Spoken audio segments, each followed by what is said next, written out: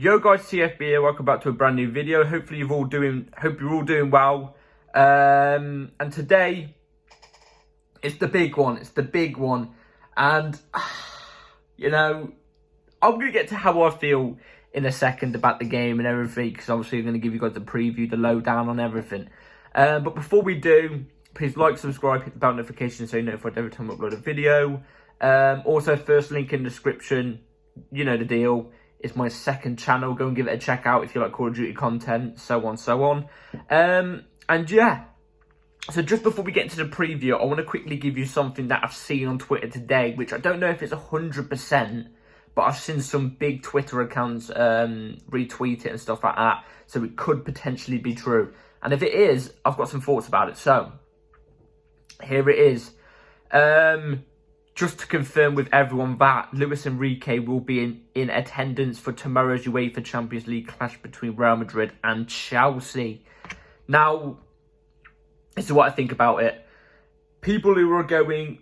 Actually, no, I'm going to give my thoughts first. So, I like the fact that he's turning up to watch the match, because obviously we all know Luis Enrique is eager for the job. He's keen on getting the Chelsea job. He's in top 2 favourites to get the Chelsea job as well. And he could have just stayed at home and watched the game and stuff like that. Look, we all know he lives in Spain, so, you know, it's not like he's travelling down to Stamford Bridge to come and watch it. Do you know what I mean? We all know he lives in Spain, so it's literally probably a couple of hours drive instead of a day or something in England. But I like the fact that he's going to go to watch the Chelsea game for tomorrow. It's showing that he actually wants the job. You know, he made a presentation for the owners on what he would do with each player and stuff like that. You know. So him going to be there tomorrow potentially, it's a nice gesture. It's nice to see. It's nice to see. And yeah, let's hope we can pull a result out the bag or something like that for him. So yeah. Now I'm going to give you the preview on, well, it's Real Madrid versus Chelsea. We're at the Bernabéu. Am I worried? Yes. Am I worried? Yes. But am I more excited now that we're a day, you know, until the game than I was when we lost to Wolves? Yes.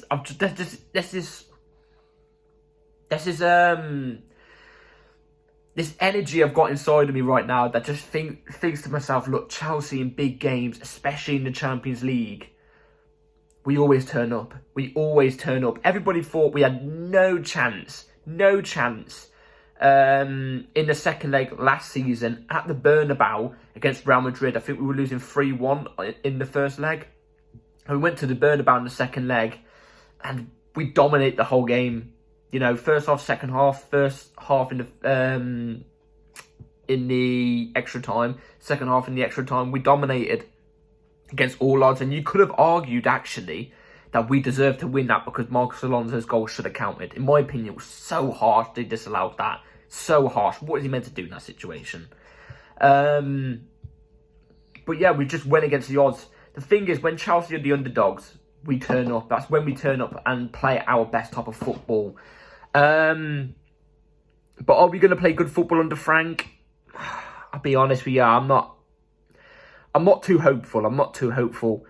And you know, Real Madrid, I think they're on a current win streak, I think they are. Oh, no, they were on a win streak, but they lost 3-2 on the weekend. But they did rest a load of players. But yeah, they lost 3-2 on the weekend to Villarreal, I think it is. But before that, they were slapping teams like 7-0. Benzema got like a back-to-back hat-trick. This is going to be really, really tough. It's going to be really tough. But the more we get closer to the game, after our recent loss in the Premier League to Wolves, there's just something inside me that's saying, actually, I'm quite excited for the game. There's just, I don't know.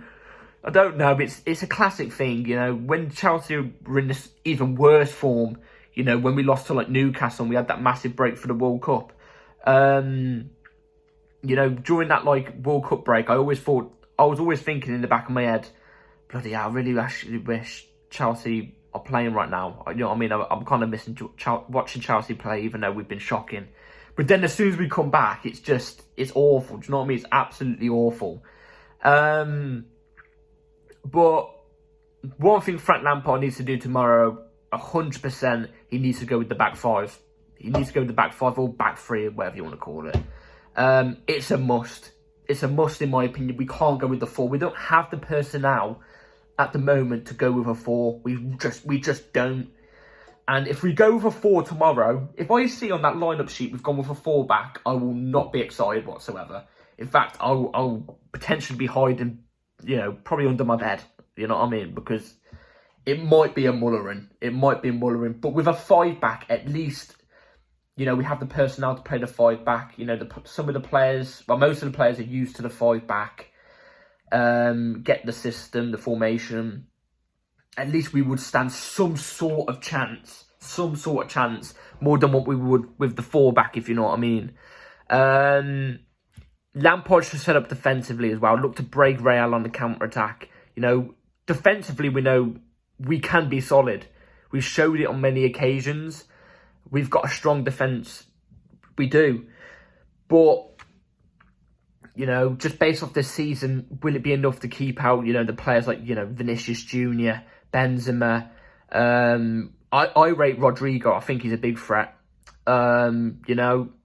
It's going to be a very, very, very tough game. And I think, if I have to judge it properly, I think Real Madrid are going to have the most possession and the most chances. I'll be honest. I think they will. But I think Chelsea, we just have to be clinical. We just have to be clinical. And that's not one thing you associate with Chelsea Football Club at the moment, is clinicalness. Do you know what I mean? We're not clinical at all. We're far from the word. But tomorrow, we have to be clinical. Tomorrow, don't think in your heads, oh, God, this is Real Madrid. I'm on about the players, by the way. Do not think, oh, it's Real Madrid. Look, they're one of the best clubs in the world. They always turn up in the Champions League, Look at our form. We've not been on form right now. No, scrap that mentality. You need to go out there like it's a final. You know what I mean? A one-legged final. You need to go out there like it's a final. Put your life on the line. Do you know what I mean? For every single ball.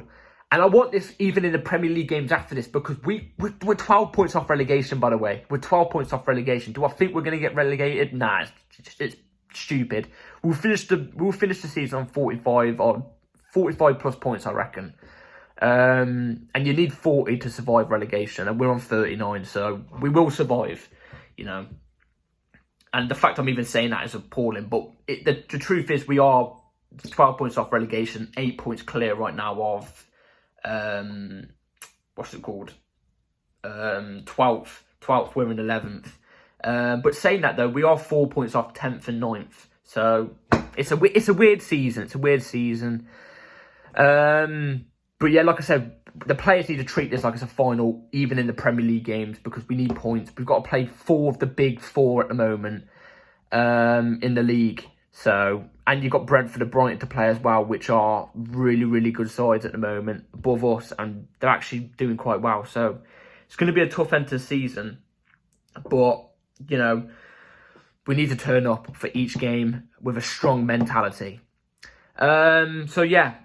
That's my thoughts on tomorrow. I also just want to quickly say as well, congratulations on Ben Chilwell. He's had a contract renewal.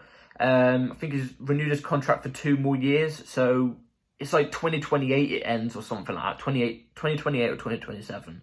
So I'm happy that's happened, because Ben Chilwell's a class player. I see him becoming some sort of leader in this Chelsea team in a way, which is what we lack as well. So, yeah, I'm happy he signed a new contract. And yeah, let's get to the starting 11 for tomorrow. So, for Real Madrid, obviously, like I said, I think we should go with the 3-4-3. For tomorrow's match, it's a must. We rested quite a lot of players against Wolves for the Real Madrid game. Quite a lot of special players. So, also, I just want to quickly point out as well, if we need to not rest any players from now till the end of the season. There's only 9 games left in the league. No, 8 games left in the league, and like the Champions League games if we get through this. So, no resting players, just play them until one's injured and then get the next one in. That's what I think we should be doing, because we can't afford to rest players anymore. But yeah, 3-4-3, Kepa in goal, Koulibaly left centre-back. Thiago Silva comes back in at centre-back. And Wesley Fofana at right centre-back. Now, I've heard that Thiago Silva's Frank Lampard said Thiago Silva's fully fit, Mason Mount's fully fit, and N'Golo Kante's fully fit. We know Kante was fit, but he was just rested. Thiago Silva's been back on grass now for, I think, about 10 days, so he should be a stonewall starter for tomorrow. If I see Cucurella at left centre-back, I will flip, because it just won't work against Real Madrid. It really won't. You need a Koulibaly in at left centre-back, even though I don't think he's been particularly great. Thiago Silva has to be in at centre-back without a question of a doubt. And Fofana has to be in at right centre-back. Fofana's just, in my opinion, I think he's one of the few players in the team right now who are literally untouchable in this team. He works his socks off every game. He gives his all every game. He's just an overall really, really good player. So yeah, that would be my back three. It's the strongest back three we can go for. Trev is a very, very good player, but I don't think he's better than Wes, unfortunately. And Trev can't play centre-back or left centre-back. And Cucurella is just, you can't play him in this game, in my opinion, especially at centre-back. Any of the centre-back options, you really can't. And obviously, Badiashil's not here because he wasn't included in the squad, obviously. So, the four in midfield, I'd go Ben Chilwell left wing-back. Obviously, he was rested for the Wolves game for this game. So, Ben Chilwell left wing-back. Reece James right wing-back. N'Golo Kante and Enzo Fernandez in the double pivot in the midfield. Now, this is probably our strongest area on the pitch. When I look at that four in the midfield, two wing-backs and the two midfielders, compared to Real Madrid's midfield, I generally look at our, four there that I just named, and I think to myself, we stand a really, really good chance. A really good chance. I think, especially off the right-hand side, I think Wesley Fofana and Reece James would deal with Vinicius Jr. quite easily. I generally think that as well. Reece James pocketed Vinicius Jr. last year. I think Wesley Fofana can do it as well. He hasn't got the pace of Vinicius, but he can definitely, I reckon he can man mark him to the point where Vinicius starts to get a bit over his head in. Do you know what I mean? And the two in midfield, N'Golo Kante and Enzo Fernandez, I generally think, we've seen it in the first leg and second leg against Real Madrid in 2020 when we won the Champions League. That semi-final, Kante, in both legs at the Bernabéu and at Stamford Bridge, I kid you not, Kante pocketed Toni Kroos, Casemiro and Modric all by himself. Literally all by himself. One of the best performances I've ever watched on TV. It was incredible.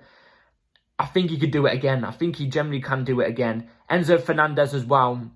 This guy, I reckon he can outclass the old legs of Modric and Kroos. I generally think he can. He's got the passing ability. He's a lot younger, I'm very, very confident on that midfield. I think that's the most confident part of the pitch, I feel, them four. And then moving on to the front line. Off the left wing, I've got Mudryk. Off the right wing, I've got João Felix. Up front, I've got Havertz. Now, Mason Mount is fully fit, but I don't think we should start him for tomorrow. Why? Because I don't know how fit he's been fit for. He might have only been fit for the last 2 days. Now, if that's true, you might have to only give him 30, 25 minutes on the pitch, and that's like as a sub, obviously, because there's potential he could still get injured where he's only just come back from fitness. Low power mode, by the way, sorry about that. So yeah, you've got to manage his fitness, especially how he's only been fit for a couple of days, I'm presuming. But if Mount was to come in, I wouldn't be against it, but what I would do then would be Mudryk off the left, Mount off the right, and then Felix up front, because I think Havertz is droppable. Out of them three, I think Havertz is the most droppable, without a doubt. But we know what Havertz is like. He does turn up in the big games. When it's the big games and the big games matter, he does kind of turn up. But I think I would go with it. Felix knows Real Madrid. He's played against Real Madrid loads of times. I think he'd do a great job against them. And Mudryk, he's played against Real Madrid already this season for Shakhtar, and he did an amazing job to the point where the whole of Bernabéu literally gave him a standing ovation. Do you know what I mean? So You know, this isn't going to be like a low block Real Madrid side. This isn't going to be a low block Real Madrid side. This is going to be a Real Madrid side that play a high line. So if Enzo Fernandez gets the right ball over to Mudryk, you're telling me Mudryk isn't outpacing 64-year-old Danny Carvajal off that right back? He's mullering him. He's mullering him. And I feel confident on it because Mudryk, he will have the spacing to get in behind and create chances and, you know, score goals and stuff like that, I think. And, yeah, I think Mudryk could be one of the most dangerous ones out of the three in that front line. So, yeah, that would be my starting 11 for tomorrow. Let me know what you would do for the 11 for tomorrow as well. So, score prediction for tomorrow. Oh, do you know what? I always say this when I know we're going to lose. And I'm not generally saying this because, you know, there's a high possibility of us losing. But I know what Chelsea are like on Champions League nights in the big games. You know, when we're underdogs like this as well. In my head is telling me Real Madrid are going to beat us 2-1. Real Madrid will beat us 2-1. That's what my head is telling me. But my heart is telling me it's going to be a 1-1. My heart is telling me it's going to be a 1-1. And do you know what? For tomorrow's game at the Bernabéu, away from home, you know how we've been playing. You know, I would take a draw of any sort of score or a 1-0 loss. Anything over 1-0, then yeah, the highest rap. Do you know what I mean? But a 1-0 loss, I think I generally would take, because I think if Chelsea lose 1-0 or draw any score, you know, 1-1, 2-2, 3-3, 0-0, or Chelsea obviously win, I think we should go into the next leg very, very confident. Why do I say that? It's because of the form we've been in. To only lose at or draw, or obviously get a result, even better, against a really, really good Real Madrid side, you know, with the form we've been on recently, I think it would be a huge, like, confidence stepper. You know what I mean? A huge confidence thing for the players. And I think they should be like that, especially away from home, you know, to take it to the bridge where you're on a Champions League night at Stamford Bridge, you know, with the fans behind you. We could bring it back. And I'm not just saying that. We could. We've shown it at Dortmund. We lost 1-0 to Dortmund, but it was only 1-0. And Dortmund were one of the most informed teams in the world at that time. And we took it back to the bridge and we dominated them. We literally dominated them at the bridge. And won the game 2-0. So it's very possible we could do the exact same if we only lost 1-0. Or drew. So yeah. And I'm hoping even if we do get a draw or win, I hope we could take this confidence also into the Premier League games. You know what I mean?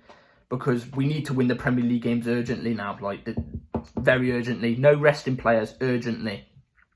And if I had to go with the person to score, by the way, I'm going with 2-1. I think it will be 2-1 Real Madrid. But again, that's only one goal difference. So, you know, I would kind of take that in a way. The one person to score, I also don't think it's going to be 1-1. I just don't think they will draw. I think they'll pile all the pressure on until they get that last minute goal. But I've got the person to score for Chelsea. I think it will be Mudryk. I think he'll be running in behind. It will either be Mudryk or Felix, I reckon. So, yeah. I'm hoping Chelsea proves me wrong. I really, really flipping do. Please go out there and try your damnedest, man. Please try your damnedest. It would also be nice to see Eden Hazard. I hope he might get some minutes as well. It would be nice to see him on the pitch. Obviously a legend of the club. Also about Eden Hazard, when we take this leg back to the bridge, I want at least at the end of the match or towards the end of the match, our fans to at least give him a nice, you know, give the Eden Hazard chance to remind him, you know, at Stamford Bridge, we love him, you know, we all love him. He's a legend of the club, and, you know, show him some love because he is going through a hard time. He just wants to play his football. But, yeah, but we need to win, and I'm hoping they prove us wrong tomorrow. You know, I'd even take a draw, like I already said. So yeah, that's it for today's video, guys. Hopefully you've all enjoyed. There might be a live watch along for the match tomorrow. There might be. I'll post it on my Twitter, which my Twitter will be in the description below. If there is, I'll tweet it out and I'll tweet out the link and everything. So yeah, watch out around 7:45. There might be a live watch along. So yeah, come join in, come tap in if it's on. So yeah, hopefully you've all enjoyed. Please like, subscribe, and yeah, praying for flipping win tomorrow. Please, Chelsea.